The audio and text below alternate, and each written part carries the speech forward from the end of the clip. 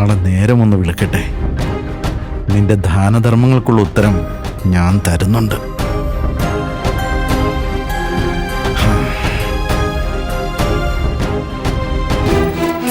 എന്നിട്ട് രാവിലെ എന്താ സംഭവിച്ചത്? രാവിലെ നേരത്തെ തന്നെ കുങ്കൻ രംഗനെ വിളിച്ചുണർത്തി. നമുക്ക് പെട്ടെന്ന് തന്നെ രത്നങ്ങൾ കൊണ്ടുപോയി വിൽക്കാമെന്നും പറഞ്ഞു. എന്നിട്ട് ഭാണ്ഡത്തിൽ നിന്നും രംഗനോട് രത്നങ്ങൾ എടുക്കാനും ആവശ്യപ്പെട്ടു. പാവം രംഗൻ ഭാണ്ഡം മുഴുവൻ തിരിഞ്ഞിട്ടും രത്നങ്ങൾ കാണാനേ ഇല്ലായിരുന്നു. അത് രംഗന്റെ വയറ്റിൽ കിടക്കുകയല്ലേ? അതെ, രംഗനും കുങ്കനും തമ്മിൽ വലിയ തർക്കമായി. നന്മ നടിച്ച് എല്ലാ രത്നങ്ങളും രംഗൻ അപഹരിച്ചതാണെന്ന് കുങ്കൻ പറഞ്ഞു. അവർ തമ്മിലുള്ള വാഗ്വാദം കയ്യാങ്കളി വരെ എത്തുകയുണ്ടായി. ഒടുവിൽ കുങ്കൻ എന്താ ചെയ്തതെന്ന് അറിയാമോ? അധികാരിയുടെ മുമ്പിലെത്തി ഇക്കാര്യം പറഞ്ഞു. കുങ്കൻ രംഗനെ കുറിച്ച് അധികാരിയുടെ മുമ്പിൽ പരാതി പറഞ്ഞു. താൻ ഇത്രയും കാലത്തെ അധ്വാനം കൊണ്ടുണ്ടാക്കിയ രത്നങ്ങളാണ് സൂക്ഷിക്കാൻ വേണ്ടി രംഗനെ ഏൽപ്പിച്ചതാണ് എന്നും പറഞ്ഞു. കളഞ്ഞു കിട്ടിയ രത്നങ്ങളാണ്, അത് പങ്കുവെച്ച് കിട്ടിയതാണ് എന്നൊക്കെ പറയുന്നത് കള്ളമാണെന്നും പറഞ്ഞു. എന്നിട്ടോ? എല്ലാം കേട്ടുകഴിഞ്ഞ് അധികാരി രംഗനെയും കുങ്കനെയും സൂക്ഷിച്ചു നോക്കി. എന്നിട്ട് കുങ്കനോട് ചോദിച്ചു, നഷ്ടപ്പെട്ട രത്നങ്ങൾ രംഗൻ വിഴുങ്ങുന്നത് നീ കണ്ടു എന്ന് പറയുന്നു.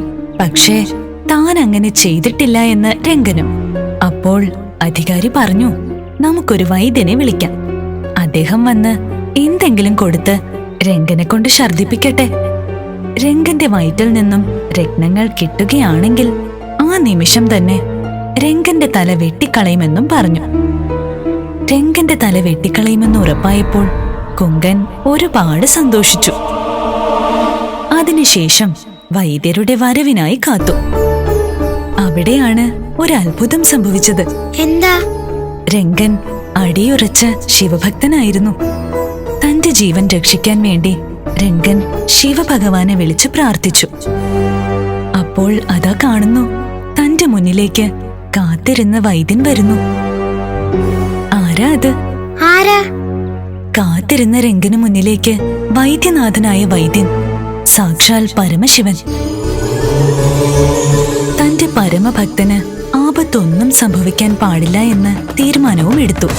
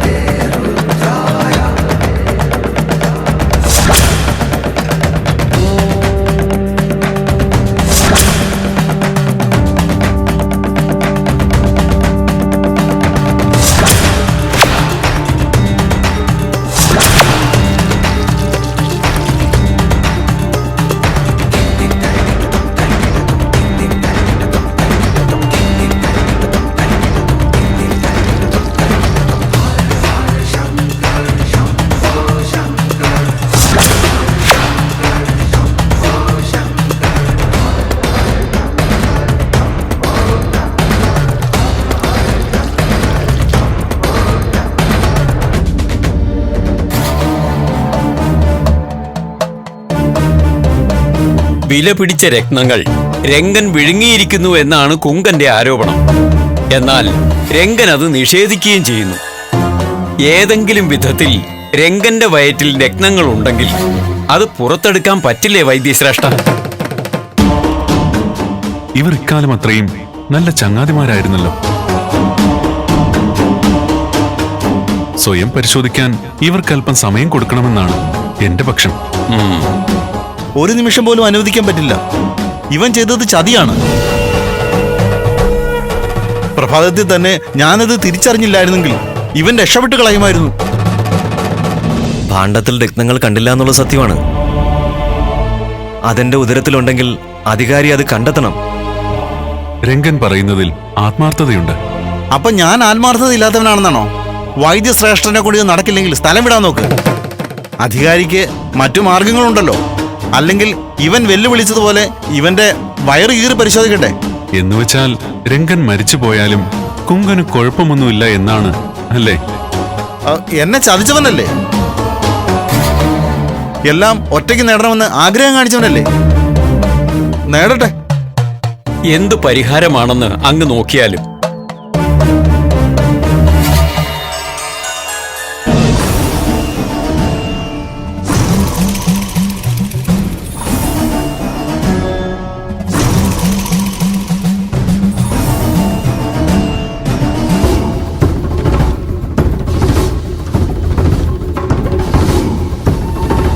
രത്നങ്ങൾ വയറ്റിലുണ്ടെങ്കിൽ ഇപ്പോൾ അസഹ്യമായ വയറുവേദന ആരംഭിക്കും.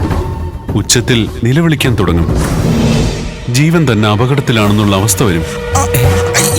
അയ്യോ അയ്യോ,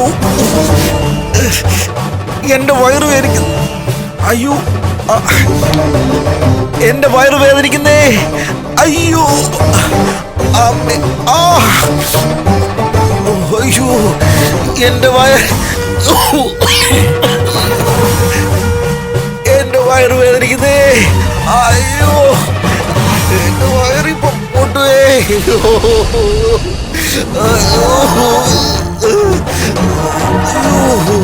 എന്തു പറ്റി കുങ്കൻ? എനിക്ക് വാതിന് വേദനിച്ചിട്ട് വയ്യ. എന്റെ വയറ് പൊട്ടുന്ന പോലെ എനിക്ക് സഹിക്കാൻ പറ്റുന്നില്ല. വൈദ്യശ്രേഷ്ഠൻ പറഞ്ഞത് രത്നങ്ങൾ വയറ്റിലുള്ള ആള് നിലവിളിക്കുമെന്നല്ലേ? കുങ്കന്റെ നിലവിളിക്ക് കാരണം എന്താണെന്ന് അറിയില്ല. അങ്ങയുടെ അനുമതി ഉണ്ടെങ്കിൽ കുങ്കനെ ഞാൻ പരിശോധിക്കാം. എന്തിനു മടിച്ചു നിൽക്കുന്നു? ഉടൻ പരിശോധിക്കൂ. ഉള്ളാകെ നീറുന്നു. ഞാനിപ്പോ ചത്തുപോകും. ഒന്ന് പെട്ടെന്ന് പരിശോധിക്ക.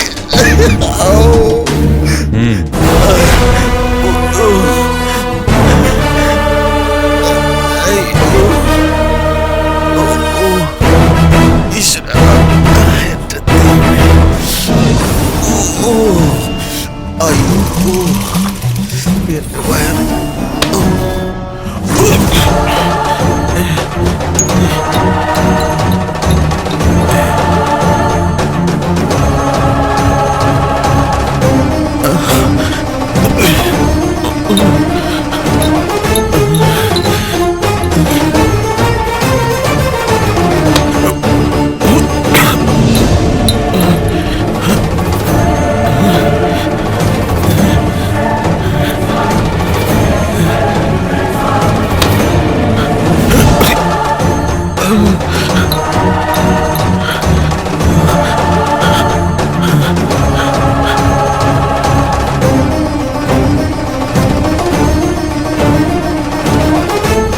എന്താ കുങ്ക, നോം പറഞ്ഞത് ശരിയല്ലേ? രത്നങ്ങൾ വയറ്റിലുള്ള ആൾ നിലവിളിക്കുമെന്ന് നോം പറഞ്ഞത് ശരിയല്ലേ? അധികാരി, എന്റെ വയറ്റിൽ രത്നങ്ങൾ എങ്ങനെ വന്നെന്ന് എനിക്കറിയില്ല. നാവ് ഉയർത്തണ്ട. ഇത്രയും വലിയ ചതി ചെയ്ത് സ്വന്തം കൂട്ടുകാരന്റെ മരണം വരെ കാംക്ഷിച്ച നിനക്ക് വധശിക്ഷയല്ലാതെ മറ്റൊന്നുമില്ല. അരുത്, ഞാൻ എങ്ങനെ ചതിച്ചതാണ്. ഇന്നലെ രാത്രി പഴത്തിൽ രത്നങ്ങൾ വെച്ച് ഞാൻ രംഗനെ കൊണ്ട് തീറ്റിച്ചതാണ്. പക്ഷേ അതെങ്ങനെ എന്റെ വയറ്റിൽ വന്നെന്ന് എനിക്കറിയില്ല. തെറ്റുകാരന്റെ വിശദീകരണങ്ങൾ നമുക്ക് കേൾക്കണ്ട. അതിന്റെ യാതൊരു ആവശ്യവുമില്ല. കുങ്കൻ ചെയ്ത ഹീനമായ പ്രവൃത്തിക്ക് ശിക്ഷയിൽ ഒരു കുറവുമില്ല.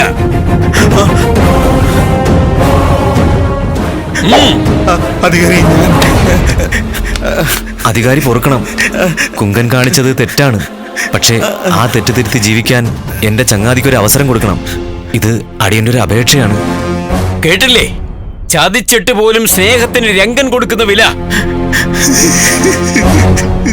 കുങ്ക, ഒന്ന് മനസ്സിലാക്കിക്കൊള്ളുക. കൂടെ നടക്കുന്ന ഒരുത്തനെ ചതിക്കാൻ നോക്കിയാൽ നിനക്ക് മേലെ മറ്റൊരു കണ്ണുണ്ട്. അതിനെ കബളിപ്പിക്കാൻ നിന്നെ കൊണ്ടാവില്ല. വിട്ടേക്ക്. എനിക്കെല്ലാം മനസ്സിലായി. ദൈവത്തെ മറന്നതിന്, എന്റെ ചെങ്ങാതിയെ മറന്നതിന് ഞാൻ മാപ്പ് ചോദിക്കുന്നു. മാപ്പ് മാപ്പ് മാപ്പ്. പൊറുക്കണ ചെങ്ങാതി, മാപ്പ് തരണം. കുങ്കന്റെയും രംഗന്റെയും കഥ എന്തിനാ എനിക്ക് യോഗനമ്മ പറഞ്ഞു തന്നതെന്ന് മനസ്സിലായോ? കരുതി കൂട്ടി ഒരാൾ ചതിക്കാൻ നോക്കിയാൽ അത് ദൈവം നോക്കിയിരിക്കില്ല. ചതിക്കാൻ നോക്കിയ ആളിനെ തന്നെ തിരിച്ചു തിരിച്ചടി കിട്ടും. മല്ലിയമ്മ നോക്കിക്കോ, ഭഗവാന്റെ നടയിലെത്തുമ്പോൾ മല്ലിയമ്മയെയും കുഞ്ഞിയെയും ചതിക്കാൻ നോക്കിയ ആൾക്ക് തീർച്ചയായും ശിക്ഷ കിട്ടിയിരിക്കും. നാളെ കാലത്ത് തന്നെ പുറപ്പെടണം. നമ്മൾ പോകുമ്പോൾ തോണിക്കാരന്റെ വേഷത്തില് ഭഗവാനും ഉണ്ടാവോ അമ്മേ? അറിഞ്ഞൂടാ. തോണിക്കാരന്റെ വേഷത്തിൽ ഇല്ലെങ്കിൽ എന്താ, പ്രപഞ്ചം മുഴുവനും ഭഗവാനില്ലേ കുഞ്ഞിപ്പെണ്ണെ. കുഞ്ഞിപ്പെണ്ണും മല്ലിയമ്മയും വെക്കുന്ന ഓരോ കാലടികളിലും ഭഗവാന്റെ സ്പർശനം ഉണ്ടാകും. അതാണ് ഭക്തന്മാരും ഭഗവാനും തമ്മിലുള്ള കൈമാറ്റം. വേദക്കുട്ടി വരുമോ ഞങ്ങളുടെ കൂടെ? അച്ഛൻ തിരുമേനോട് ചോദിച്ചിട്ട് ഞാനും വരുന്നുണ്ട് നിങ്ങളുടെ കൂടെ. അച്ഛൻ തിരുമേനിയെ കൊണ്ട് സമ്മതിപ്പിക്കണം. വേദക്കുട്ടി എന്തായാലും വേണം ഞങ്ങളുടെ കൂടെ. അവിടെ എല്ലാവരും പറയുന്നത് പോലെ കഴുത്തിൽ കുരുക്കിട്ട് ഞാൻ ചത്തുപോവുകയാണെങ്കിൽ എനിക്കെന്റെ വേദക്കുട്ടിയെ കണ്ടുകൊണ്ട് ചാവാലോ.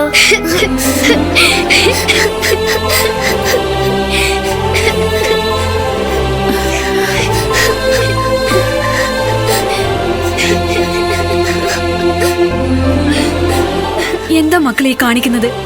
ഇങ്ങനെ കരഞ്ഞാലോ? വേദക്കുട്ടി, ഭഗവാന്റെ മുന്നിലേക്ക് ഇങ്ങനെ കരഞ്ഞോണ്ട് പോകാൻ പാടുണ്ടോ? ഇല്ല, പ്രാർത്ഥനയോടെ പോകാൻ പാടുള്ളൂ. കുഞ്ഞിപ്പെണ്ണെ, നീ പേടിക്കണ്ട കേട്ടോ. ദേശമംഗലത്തമ്മ എന്നും നിനക്ക് കാവലുണ്ട്. നേരം വെളുക്കുന്നത് വരെ എന്റെ കുഞ്ഞിപ്പെണ്ണിന് വേണ്ടി ഞാൻ പ്രാർത്ഥിച്ചു കൊണ്ടിരിക്കും. യോഗിനിയമ്മ പറഞ്ഞതിന്റെ അപ്പുറത്ത് ഒന്നും സംഭവിക്കില്ല കേട്ടോ. ഭഗവാനെ, എന്ത് വിധിയാണിത്? ആഗ്രഹിച്ചതും അതിനപ്പുറമൊക്കെ തന്നിട്ട് അവസാനം ഇങ്ങനൊരു അവസ്ഥയിൽ എത്തിച്ചേർത്തല്ലോ നീ.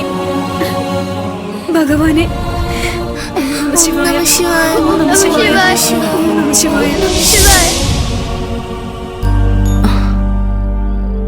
അച്ഛൻ സംശയിച്ചത് തന്നെ സംഭവിച്ചു. പരിഹാരം കാണാമെന്ന തിരുമേനി ചതിച്ചു. എന്തൊരു ക്രൂരതയാണ്! മേലൂർ ക്ഷേത്രനടയിൽ നിന്ന് കുഞ്ഞിപ്പെണ്ണിന്റെ കയ്യിലുള്ള ഔഷധം കൊണ്ട് ജീവിതം തിരിച്ചു കിട്ടിയ ആളാണ് ചിത്രഭാനു തമ്പുരാൻ. എന്നിട്ടും ആ പാവം കുഞ്ഞിനെ വെറുതെ വിടുന്നില്ലല്ലോ. അഭിമാനത്തിന് ക്ഷതമേറ്റുപോയില്ലേ? കാട്ടുവാസിയായ ഒരു പെൺകുട്ടിയോട് ഇരുന്നു വാങ്ങിയതാണ് സ്വന്തം ജീവിതമെന്നത് നിസ്സാര കളങ്കമല്ലല്ലോ. അപ്പോ അയാളെ കൊന്നു തന്നെ പകവീട്ടാം. ഇക്കാര്യം തമ്പുരാനോടൊന്ന് ഉണർത്തിക്കാൻ പറ്റില്ലേ അച്ഛന്? ഇതെല്ലാം അദ്ദേഹത്തിന് മനസ്സിലാവാഞ്ഞിട്ടാണെന്നാണോ കരുതുന്നത്? രണ്ട് വിഷയങ്ങളാണ്. ഒന്ന്, മേലൂർ ക്ഷേത്രം ദേശമംഗലത്തിന്റെ പരിധിയിലല്ല. രണ്ടാമത്തെ കാര്യം, ജ്യേഷ്ഠനെ എതിർക്കാനുള്ള തമ്പുരാന്റെ ബുദ്ധിമുട്ട്. വേദക്കുട്ടി വല്ലാത്ത കരച്ചിലാണ്, കണ്ടാൽ സഹിക്കില്ല. മറ്റാരെങ്കിലും ആയിരുന്നെങ്കിൽ കൽപ്പന നിരസിക്കാൻ ശ്രമിക്കുമായിരുന്നു. മല്ലിക്കും കുഞ്ഞിക്കും അതിനു പോലും പറ്റില്ലല്ലോ. അതറിയാമല്ലോ ബുദ്ധിരാക്ഷസനായ ചിത്രഭാനുവിന്. പക്ഷേ അയാൾ ഒന്നും മനസ്സിലാക്കുന്നില്ല. വധശിക്ഷ പോലുള്ള ഒന്നാണ് ആ കുഞ്ഞിന് കൊടുക്കുന്നതെന്ന്. അതും ഭഗവാന്റെ മുന്നിൽ നിന്നുകൊണ്ടാണ്. അതിനുള്ള ശിക്ഷ ചിത്രഭാനു ഏറ്റുവാങ്ങിയേ പറ്റൂ. എത്ര ശിക്ഷിക്കപ്പെട്ടാലും അയാൾക്ക് മാറ്റം വരില്ല അച്ഛാ. അയാൾ മാറുകയോ മാറാതിരിക്കുകയോ ചെയ്യട്ടെ. മല്ലിക്കും കുഞ്ഞിക്കും വേണ്ടി നമുക്ക് പ്രാർത്ഥിക്കാം. അശുഭങ്ങളൊന്നും ഉണ്ടാവരുതേ എന്ന് പ്രാർത്ഥിക്കാം. അല്ലാതെ മറ്റൊന്നും ചെയ്യാനില്ല. കുഞ്ഞിപ്പെണ്ണിന്റെ സംസാരം ചിരിയും തന്നെയാണ് മനസ്സിൽ ഓടിക്കളിക്കുന്നത്. പാവം കുട്ടി ഉരുകുകയായിരിക്കും ആ അമ്മയും മകളും. ഭഗവാനെ, അങ്ങല്ലാതെ അവർക്ക് ആരും തുണയില്ല. എത്രയോ അത്ഭുതങ്ങൾ കാണിച്ചു തരുന്നു. നാളെ കുഞ്ഞിപ്പെണ്ണിന്റെ കാര്യത്തിലും അതുണ്ടാവണേ. ഈശ്വര, ദേശമംഗലത്തമ്മേ, നീതി ദേവതേ, അമ്മയുടെ ഭക്തരിൽ പ്രഥമ സ്ഥാനത്ത് തന്നെ ഞാൻ കാണുന്നവരാണ് മല്ലിയും കുഞ്ഞിപ്പെണ്ണും. അവരൊരു ചതിയിൽപ്പെട്ടിരിക്കുന്നു. അതിൽ നിന്ന് അവരെ മോചിപ്പിക്കാൻ അവിടത്തേക്കല്ലാതെ ആർക്കും സാധിക്കില്ല. ഈ ലോകത്തിന് നന്മയുടെ വെളിച്ചം കാണിച്ചു കൊടുക്കാൻ അമ്മയുടെ അത്ഭുതങ്ങൾക്ക് സാധിക്കണേ. കുഞ്ഞിപ്പെണ്ണിനും അവളുടെ അമ്മയ്ക്കും അരുതായ്മകളൊന്നും സംഭവിക്കല്ലേ. ദേശമംഗലത്തമ്മേ, കാത്തോളണേ. വല്യച്ഛ, ഇനി പറഞ്ഞതുപോലെ കുഞ്ഞിപ്പെണ്ണ് വരാതിരിക്കുമോ? മേലൂർ ശിവക്ഷേത്രത്തിൽ നിന്നുള്ള അപേക്ഷ മാത്രമല്ല, ദേശമംഗലത്ത് നിന്നുള്ള കൽപ്പനയുമുണ്ട്. അവൾ അവിടെ എത്തിയിരിക്കണമെന്ന്. അത് നിഷേധിച്ചാൽ, രാജകൽപ്പന നിഷേധിച്ചതിന്റെ പേരിൽ രാജ്യദ്രോഹിയായി മുദ്രകുത്തും. കാരാഗൃഹത്തിൽ അടയ്ക്കുകയോ നാട് കടത്തുകയോ ആണ് അതിനുള്ള ശിക്ഷ. അവളുടെയും അമ്മയുടെയും കൂടെ വേദക്കുട്ടിയും കൂടി വരണം. വേദക്കുട്ടിയുടെ മുന്നിൽ വെച്ച് അവള് പിടഞ്ഞ് പിടഞ്ഞ് ചാകണം. കാണാം മോളെ, വല്യച്ഛനും മോൾക്കും ആ കാഴ്ച കാണാം. നോക്കൂ തമ്പുരാൻ, ഞാൻ വീണ്ടും വീണ്ടും പറയുകയാണ്, പറ്റുമെങ്കിൽ ആ കുഞ്ഞിനെ ശിക്ഷയിൽ നിന്ന് ഒഴിവാക്കണം. അങ്ങയ്ക്കുള്ള ഈ സ്ഥിരബുദ്ധി ആ കുഞ്ഞ് തന്നതാണെന്ന് ഓർക്കണം. മിണ്ടാതിരിക്കുക. അത്തരം അന്ധവിശ്വാസങ്ങളൊന്നും നമുക്കില്ല. മഹാദേവന്റെ കഴിവെന്ന് പറഞ്ഞോളൂ, നാം വിശ്വസിക്കാം. പക്ഷെ അതിന്റെ പേരിൽ ഒരു കാട്ടുവാസിക്ക് ഗൗരവം ചാർത്തി കൊടുക്കണ്ട. എനിക്ക് തോന്നുന്നത് എന്നത്തെയും പോലെ ഇന്നും ആ കുഞ്ഞിന്റെ കാര്യത്തിൽ മഹാദേവന്റെ ഇടപെടൽ ഉണ്ടാകുമെന്നാണ്. അങ്ങനെ ഉണ്ടായാൽ അതിന്റെ തിക്തഫലം അനുഭവിക്കേണ്ടി വരുന്നത് അങ്ങ് മാത്രമായിരിക്കും. നാം അനുഭവിച്ചോളാം. ഈ 14 ലോകത്തിനും അധിപനായ പരമേശ്വരൻ ഒരു കാട്ടുവാസി പെണ്ണിന് മാത്രമുള്ള ദൈവമാണെന്ന് സുകന്യ തെറ്റിദ്ധരിക്കൊന്നും വേണ്ട. ഇന്ന് മേലൂർക്കാവിൽ നാം നിശ്ചയിക്കുന്നതാണ് നടക്കുക. കുഞ്ഞിയുടെ മരണത്തിന് നാം നിശ്ചയിച്ച സമയത്ത് നിന്നും ഒരു മാറ്റവും ഉണ്ടാവില്ല.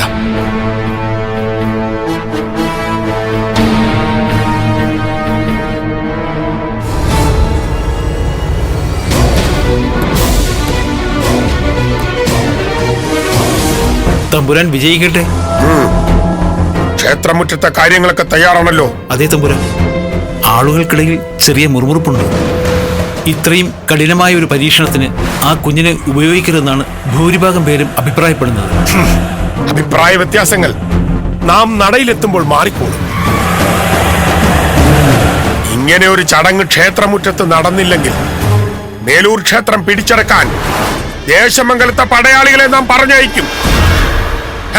പിന്നെ അതും നമ്മുടെ നിയന്ത്രണത്തിലാവും.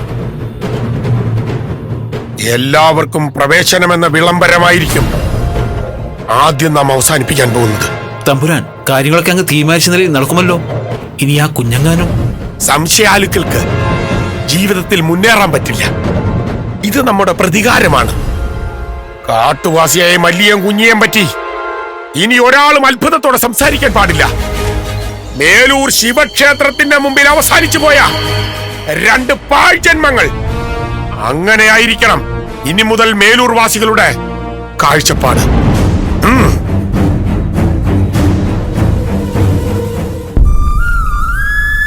മല്ലിയമ്മേ, ക്ഷേത്രത്തിലേക്ക് ഇനി കുറച്ചു ദൂരമേ ഉള്ളൂ.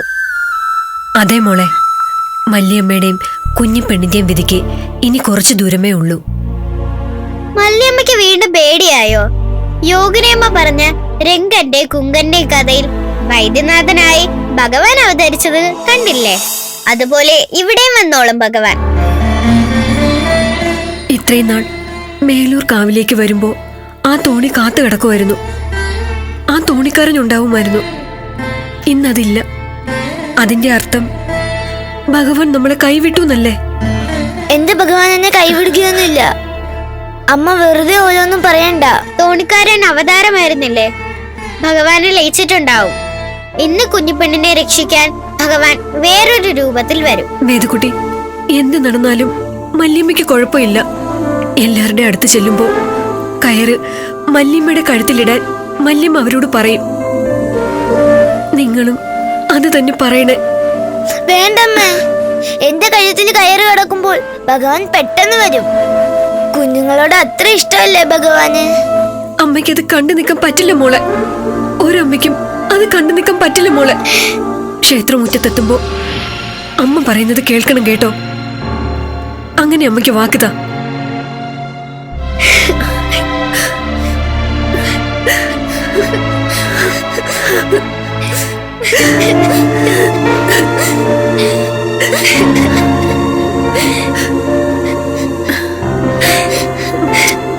ഇത് അവസാനത്തെ മുത്തമായിരിക്കുമെന്ന് അമ്മയ്ക്കറിയില്ല. ദേശമംഗലം വാഴുന്ന നമ്മുടെ പൊന്നനുജൻ ഈ ചടങ്ങ് ഒരു മഹാപുണ്യമാണെന്നാണ് പറയുന്നത്. മല്ലിയും കുഞ്ഞിയും ദേശമംഗലത്തുകാരാണല്ലോ. അവർക്ക് ഭഗവാനിൽ നിന്ന് കിട്ടുന്ന പേരും പ്രശസ്തിയും ദേശമംഗലത്തിനല്ലേ സ്വന്തം. അതേ തമ്പുരാൻ, അങ്ങനെ തന്നെയാണ്. എന്താ തിരുമേനി അങ്ങയുടെ മുഖത്തൊരു സന്തോഷമില്ലായ്മ? ഇനി മല്ലിയും കുഞ്ഞും മറ്റും വരില്ലാന്ന് തോന്നുന്നുണ്ടോ? അവർ വരാതിരിക്കില്ല. അത്രയും കടുത്ത ഭക്തിയുണ്ട് അവർക്ക്. നമ്മുടെ ആശങ്ക ആ കുഞ്ഞിനെ കുറിച്ചാണ്. എന്തിന്? ആ കുഞ്ഞിന് കൈവന്നതുപോലൊരു മഹാഭാഗ്യം വേറെ ആർക്കാ വന്നിട്ടുള്ളത്? ഇന്ന് തിരുമേനി നോക്കിക്കോളൂ. മല്ലിയുടെ പ്രാർത്ഥനയും ഭക്തിയും ഒക്കെ കൊണ്ട് ശിവവിഗ്രഹം നേരെ നിന്നാൽ അതിനപ്പുറം ഒരു ജന്മപുണ്യം ഉണ്ടോ?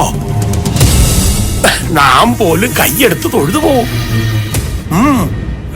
വല്യമ്മ എന്തിനാ മാറി നിൽക്കുന്നത്? വാ. വേണ്ട മോളെ, ആ ക്രൂരതയ്ക്ക് സാക്ഷിയാവാൻ ഞാനില്ല. മാറി നിൽക്കുന്നത് വല്ലീസിനെങ്ങാനും കണ്ടാൽ. സുകന്യേ, ഈ ക്ഷേത്രമുറ്റത്തു നിന്നും അപമാനമേറ്റുവാങ്ങി പോയിട്ടുള്ളവനാണ് നാം.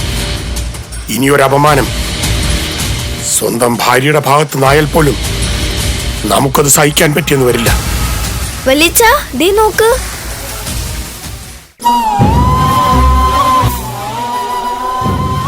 അവളുണ്ടല്ലോ ആ വേദക്കുട്ടി. അവളുടെ അച്ഛൻ രണ്ടുപേർക്കും വേണ്ടി പൂജകളെല്ലാം കഴിച്ചിട്ടുണ്ടാകും. വരട്ടെ മോളെ. ഐശ്വര്യത്തിനുള്ളത് ചിലപ്പോ ദേശമംഗലത്തെ പൂജാരി ചെയ്തിട്ടുണ്ടാവും. പക്ഷെ ആയുസിനുള്ളത്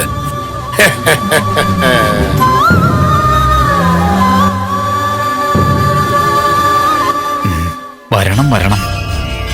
നിങ്ങളെ കാത്തിരിക്കുകയായിരുന്നു. ഇത്രയും കഠിനമായൊരു കാര്യത്തിന് കുഞ്ഞിപ്പെണ്ണിനെ നിയോഗിക്കുന്നത് ആർക്കും ഇഷ്ടമുണ്ടായിട്ടല്ല. പക്ഷേ ഈ പ്രതിസന്ധിയിൽ നിന്നും മേലൂർ ദേശത്തിനെ രക്ഷിക്കാൻ നിങ്ങളെ കൊണ്ടേ സാധിക്കൂ.